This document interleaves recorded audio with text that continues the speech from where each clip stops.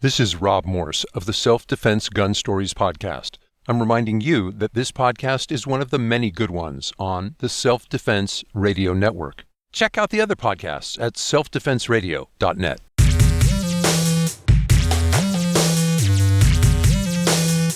Welcome to Unload and Show Clear, the podcast about all things IDPA. And now, here's your host, living proof that without practice, there's no limit to how little you can accomplish, Lloyd Bailey. Welcome to another episode of Unload and Show Clear, where we counter the media's negative image of gun culture by introducing you to the amazing men and women who are involved in IDPA, International Defensive Pistol Association. We're focusing on people, not politics.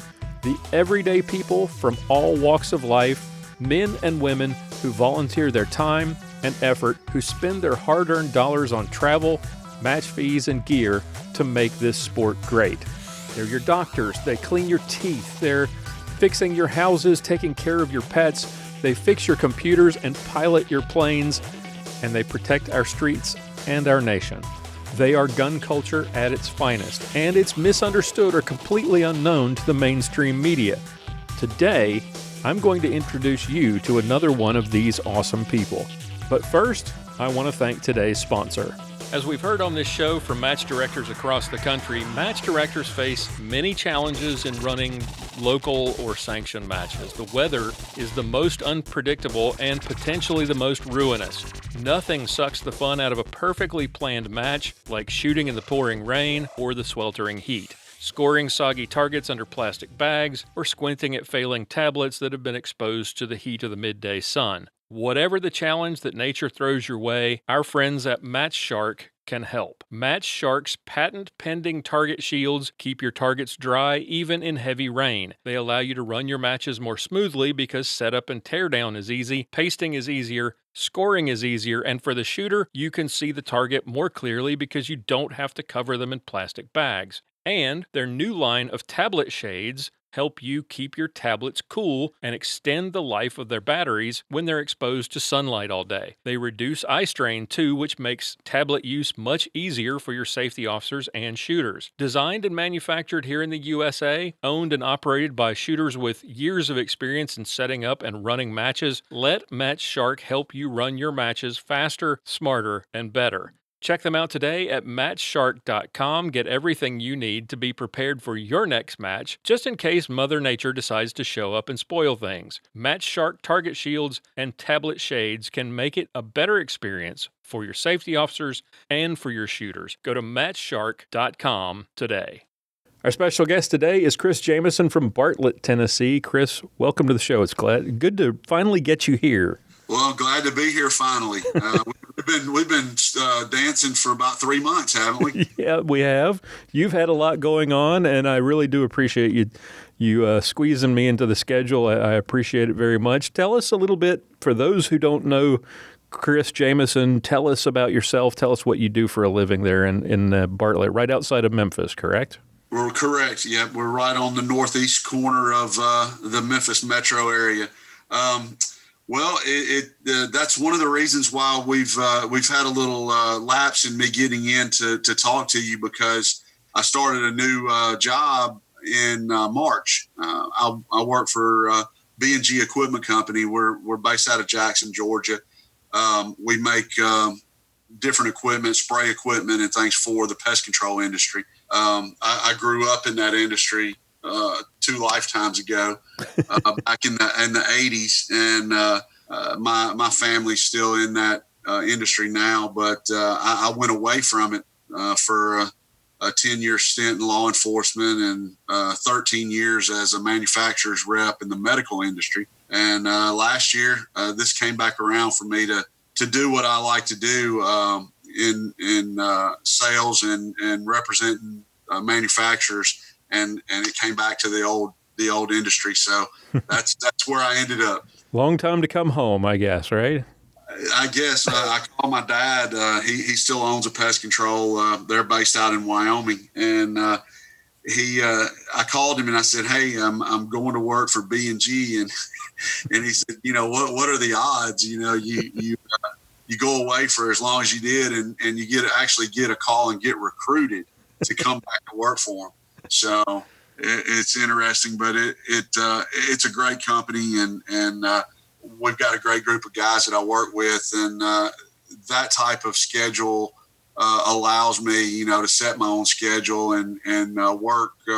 I do work a 40-hour week during the week, and I'm on the road a lot. But when 4:30, 5 o'clock comes, it's time to take off for the day. If I find myself in Nashville, I have an opportunity to go shoot with Matt Penninger and King Drummond, and if I'm somewhere else, I work Kentucky, Tennessee, Missouri, and Arkansas. So there's a wealth of IDPA throughout my 4 states. Right. So did you grow up in Western Tennessee? Actually, in North Mississippi. I grew up about 10 miles from Chris and Will Smead's hometown. So shout out to them.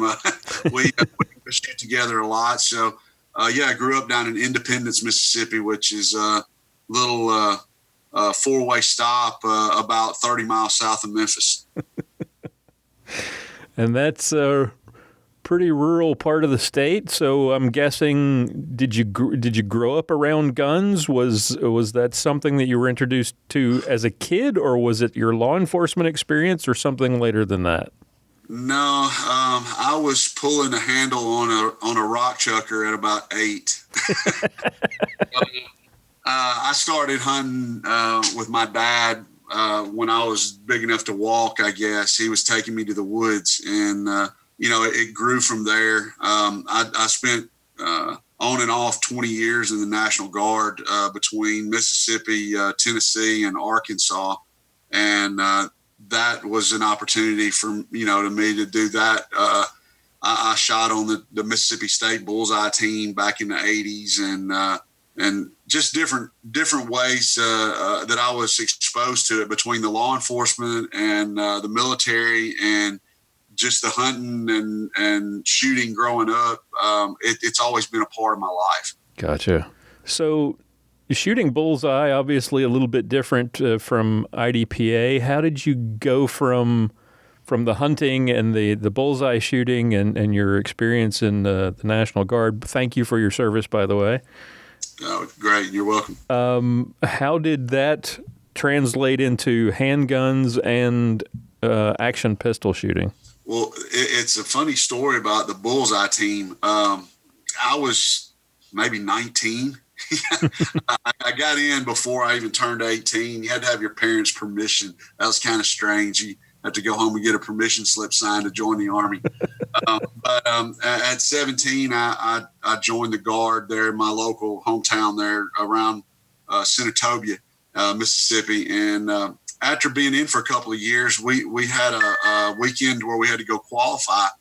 So we carried our weapons, and, I made it through basic and AIT up at Fort Knox, Kentucky, and got back home, was in college, and somehow I was told by one of my superiors to go to the range that day, and I did, and they put us on the line, handed us pistols, and we commenced a course of fire that I had never done before. It wasn't a normal course of fire, and at the end, one of the guys came walking by, and he's just pointing. He's going, you, and pointed at me, and I was like, well, what are you pointing at me for? What did I do? What did I do wrong?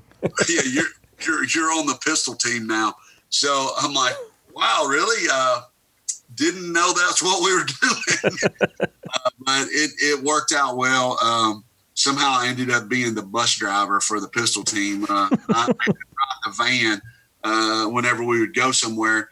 But it was great. It was a great experience. I got to be exposed to some guys that had been doing it for years and years. And unfortunately, the state kind of did away with all that extraneous stuff after a few years. I guess the early 90s, it kind of went away. The funding just wasn't there. But when that was over and done, they handed me a box that had an Accurized 1911 in it, had a Model 41 Smith & Wesson 22 and a Model 52, the 38 Special semi-auto gun, and they were just tack drivers. So that's where I really got to learn how to shoot a pistol there. And I think the bullseye was a good thing for me. I think it's the most boring thing in the world now, but it was great for me to learn just what I didn't already know. Mm-hmm. As far as, when you learn how to shoot a rifle growing up, that kind of carries over. Straight into basic. I shot a perfect score at basic training with my M16, and qualified. Got my expert badge, but the pistol's a different game, and learning just the fundamentals of accuracy, shooting bullseye. It's humbling for them to hand you a kind of an old rack grade 45. Shooting 230 grain ball ammo and tell you to hit a 6-inch circle at 50 yards with it. It would have been better just to have a slingshot. It was not pretty. But I learned how to make it work eventually. So that's kind of where my start came with handguns, and it's never gone away. How did you find IDPA? While I was on the department, I spent 10 years working for Memphis Police Department. My last 5 years there was as an instructor at the academy, at the range. So I guess if you want to say dream job for guys who love to shoot, right.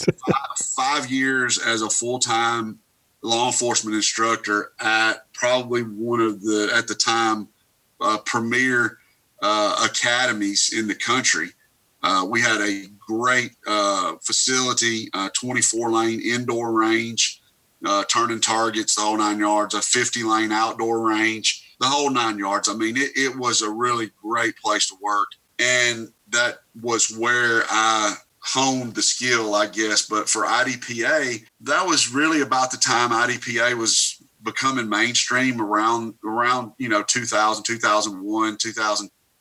It was becoming popular. And I shot a few IDPA local matches here. I've been a member at Memphis Sports Shooting since 97. So we're going on 22 years. I've been a member at the current club where we host Walking in Memphis. At the time, we didn't really have an action pistol scene like we do now, but it was coming. Some of the older guys that have been around a little while in IDPA will remember the Memphis Mafia, Randy Richardson and Margot Ray, who's Cody Ray's wife. That was back when Tom Givens had Range Master here. And I went through all of Tom's classes. We shot IDPA at Range Master. But I never really got totally involved. It was just something to do when I wasn't working. And we kind of turned it into a training situation for our guys, because most of the law enforcement guys have never, at that time, nobody had ever done anything but stand on a square range and shoot at possibly a turning target. That was about the movement they got.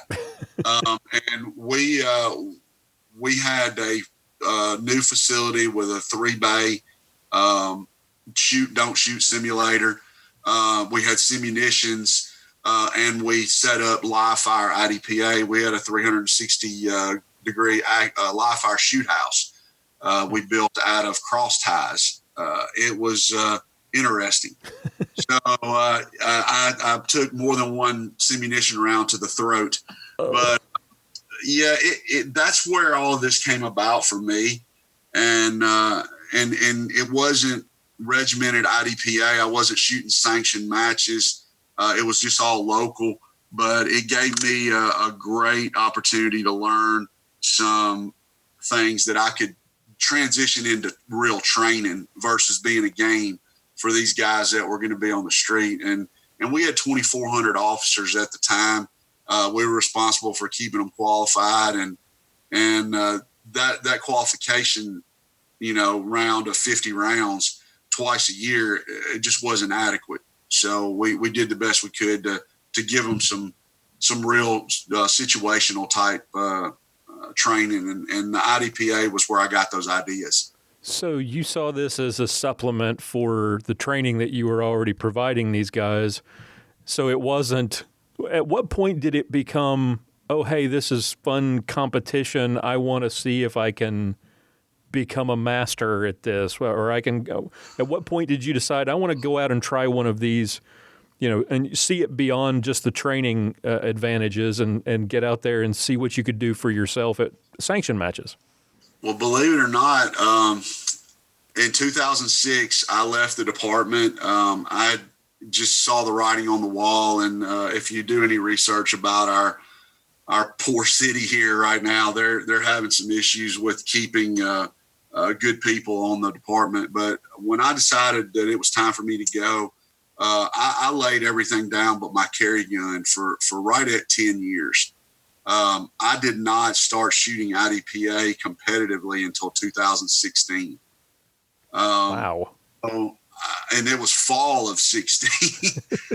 So we're going on three years now, and I've gone from doing absolutely nothing to taking over as match director for my club, and having run 2 sanctioned matches in the last year, and we're still rolling. So it's definitely been a whirlwind as far as the last couple of years of getting the ball rolling. We hadn't held a sanctioned match at MSSA since 2007, I believe, was the last time, and so. 18, it had been 11 years when we hosted Walking in Memphis last year. So after 10 years away from any sort of competitive shooting, what said to you, what was the impetus to pick it back up and go out there and do something? I forgot how much fun it was. It was a lot to do with the camaraderie of the guys that I shoot with now. That had a ton to do with it. If you're not having fun with the guys that you're with, guys and gals, then you're not going to continue to do it. Right. So I have to credit the guys that I shoot with, and not just my club. We have multiple clubs in the Memphis area. In fact, Cody and I both we run 2 clubs. We've got West Tennessee IDPA League, which shoots indoor, and we have Memphis Sports Shooting Association there at MSSA where we shoot IDPA. They're outdoor, so we shoot 1 IDPA match a month outdoor at MSSA, and we're shooting 2 to 3 indoor matches a month at the Tennessee Wildlife Resources Agency indoor range here in Bartlett. Gotcha. So we stay pretty busy. With me being on the road during the week, Cody has taken the reins of the TWRA range there in the West Tennessee thing, and I've kept the reins over at MSSA. So that's really been a great teamwork between him and me, and then several other guys. We recently hosted a safety officer class, and we got I think 11 or 12 new safeties. So that was desperately needed. Well, let's talk about the Walking in Memphis. At the time when you were helping, just going out there helping him set up and get things ready for your local matches, how long after that before you guys started thinking, we could do a sanction match here and do a really good one? I started helping him somewhere, right about the time he was kind of the one that invited me to come out. You should get back into this because I used to shoot. Randy worked for Tom Givens at Rangemaster as one of his instructors here in Memphis. And for those guys that don't know Tom, look him up. He's a great instructor, and he's still teaching out there in Florida now. But Randy invited me to come out, and then I started after the first month or two. I was kind of sampling all the action pistol stuff here we have. I shot Steel Challenge and I shot USPSA and I shot IDPA and Randy kind of said, hey, come on back. And, if you want to come out on Friday, I'll be setting up. And so I started and I got interested and the fact that I already knew him and had known him for nearly 20 years, we hadn't shot together a whole lot. Mm-hmm. It was more, I knew him from classes and just in passing, and I'd seen him at the club.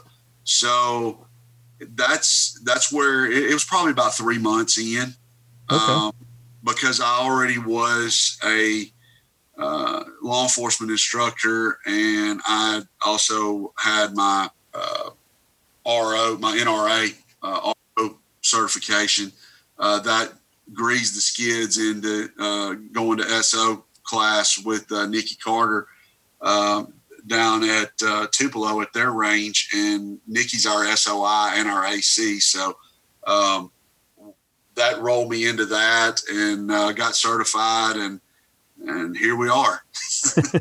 Well, who came up with the idea of hosting a sanctioned match? That was my idea. I don't want to take credit for all the work, but I did.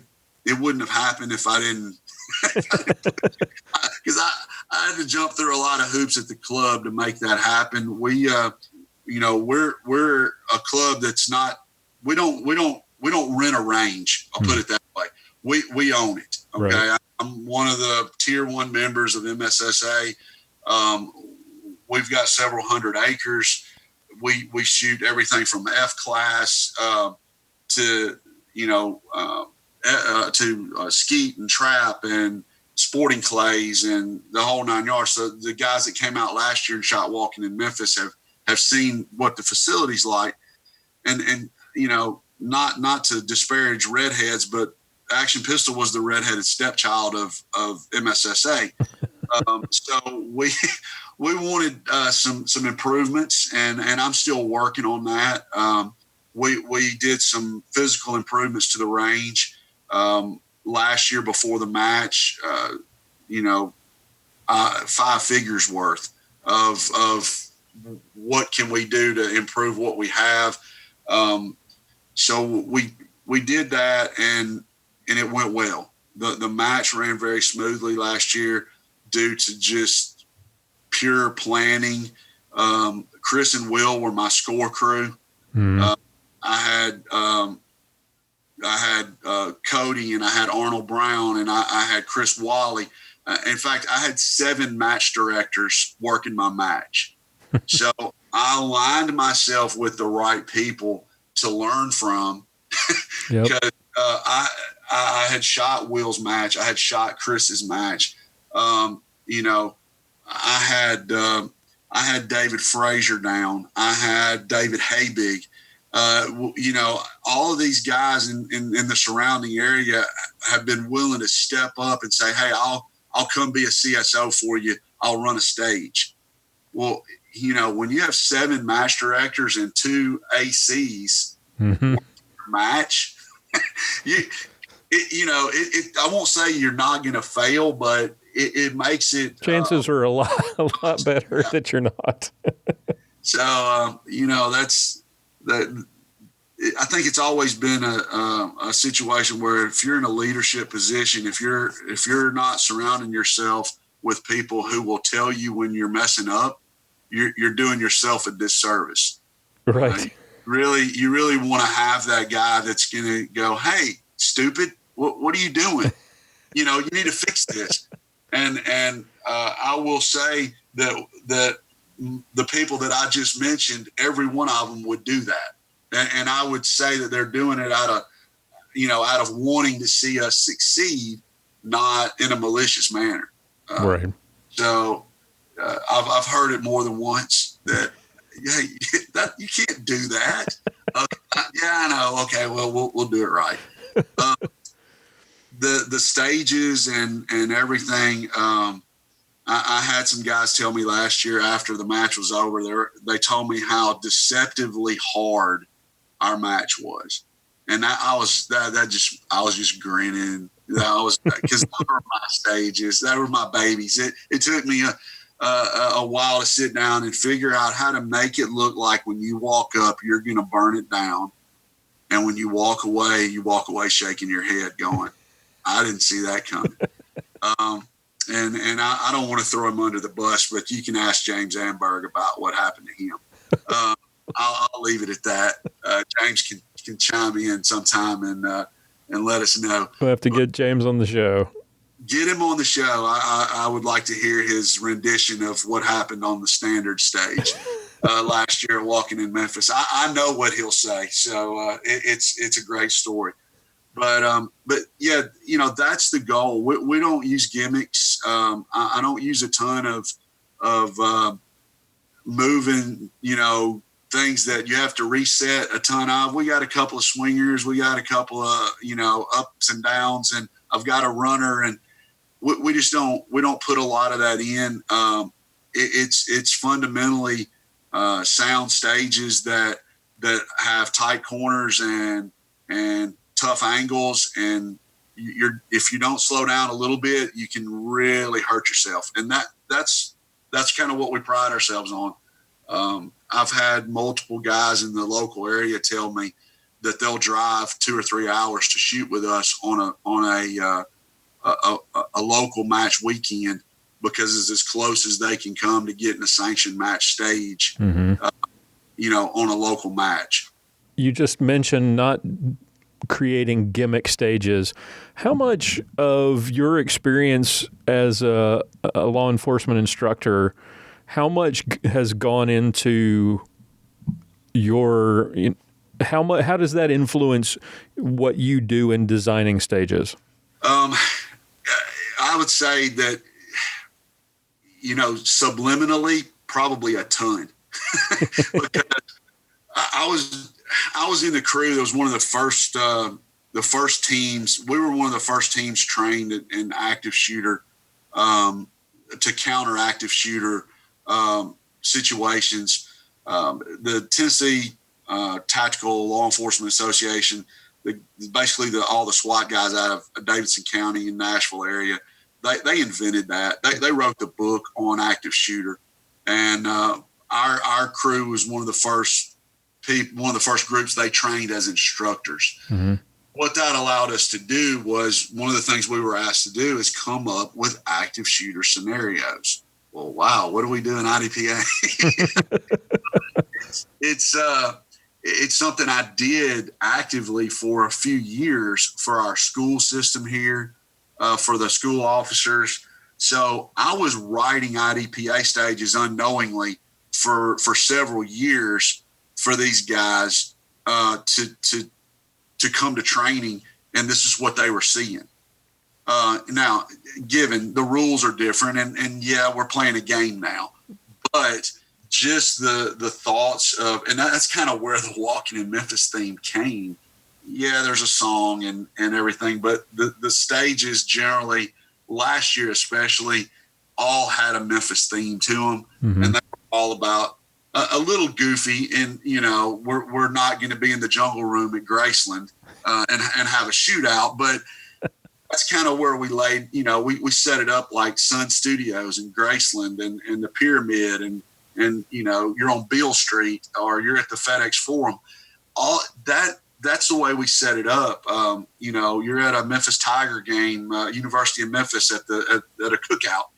Those type of things were, believe it or not, scenarios that we all had already thought of as far as where would we likely have an active shooter. Mm-hmm. You could very well have one at a college football game. Right. So those were things that I incorporated into my stages. And so I guess you could say I kind of stewed on it for a long time, from having done that back in 2002, 2003 to now. It's all coming out in my stages. So we have fun doing them. And sometimes we just, we put together, not for sanctioned matches, but for our weekend matches. I'll now now that I've got a bunch of new SOs, I literally, if we have time, we'll send them out and tell them to build a stage. And then I come behind them and critique it and look for holes. That's something that I've gotten fairly decent at. I guess once you learn the rule book, you start seeing things, you know. I've been the guy that have walked through other sanctioned matches before we shot, and I've helped other match directors find holes that, you know, some range lawyer's gonna show up and want to exploit that. Right. And it has gotten harder for those of us that have to write the stages. That's just a fact that the rule book, I think, is probably the best it's ever been. Right now, I love the fault lines. I'm for one, am not Speedy Gonzalez, more accurate than I am fast. So the 1 second per point down, it upped my game.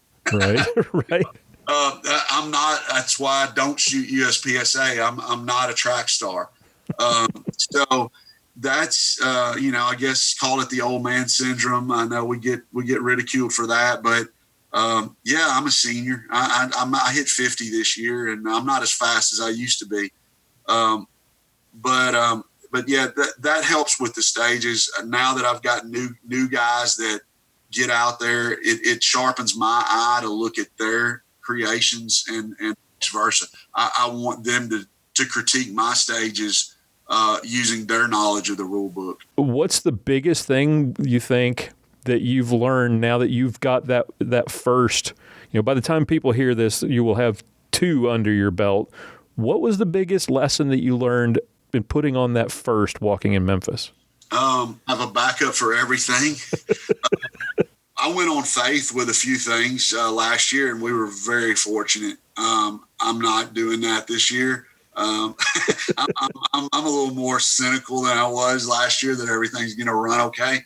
I've been to too many that one mistake just cascades into a comedy of errors where you end up with, a lot of people that are not happy with the outcome. Mm-hmm. Whether it be a stage getting tossed for a silly reason or just anything like that. So we're looking, I have a crew of folks that even though I authored the stages, I have a crew of folks that have looked at them from every angle. I'm looking at, the physical differences between what's on paper and what can we actually accomplish. But what I learned is what I said, have a backup.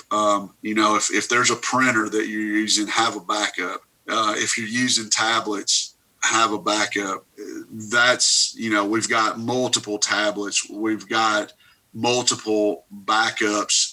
We'll be syncing every stage at every bay, every squad, they'll be syncing. Plus we're keeping a paper backup. So that might be a little bit excessive to some people, but I want to know that if we have some just craziness happen, that I can recover from that and we can fix it. So I'd say that's been my biggest lesson learned, not from having a failure, but from not wanting to have a failure. I literally have just seen it, at other, and I'm not going to call names because other people that are hearing this, that they've been there. Right. But I've seen it happen at other matches, and I don't want it to happen to ours. I think I worked close to 10 sanctioned matches last year. And the reason I did it last year was to learn what to do and what not to do. So I could see how everybody else did it. I offered my services to go work, and it was a learning experience that I think is invaluable. If somebody's considering becoming a match director, they need to, first of all, become an SO, become a CSO, get out there and work the sanctioned matches before you take on this, this monster. Because it can definitely be a monster if you're not prepared. I would not have considered it last year not had the experience around me. All right. Final question as we wrap things up. You know what's coming. What is it about this that has you so heavily involved in it that you would go from not shooting for 10 years to now running one of the premier matches in the country just 3 years after getting started again? What is it about IDPA that's special? What is it that's different about IDPA that you love so much? It's got to be the people, and I know there's people in all the sports, but and there's great folks in all of them. But in my particular area where I am, we have just gelled, so well over the last 3 years to make this happen. I can't take credit for the what's happened here. It's a team effort. We've had a great group of guys that have stepped up, and I think that's been the reason that I came back with a vengeance, if you will, to come back and do this again. So that's where we are. I have, I guess, that drive to be at the top of the field, whatever we're doing. I want our match to be successful, not because I want people to say, "Oh man, that guy's a great match director." I want them to look at the match and say, "Hey, we had great SOs, we had great stages. They thought of the things that needed to be thought of beforehand, and it went smoothly." I love everything you're doing. Congratulations on another year of a great match, and thank you so much for taking the time to come on the show. Let's get together again next year when you decide to make this thing a Tier 4. Let's do this again, and let's talk about what's coming for Walking in Memphis 2020. Absolutely. I'll be happy to. All right, I want to thank today's guest for coming on the show and sharing his story. He was very generous with his time, and the interview ran longer than normal. So if you would like to hear the full-length interview, join us on Patreon, and you'll get access to all the extra content. You could hear the rest of the interview, plus full-length interviews from guests like Bob Vogel and Julie Golub.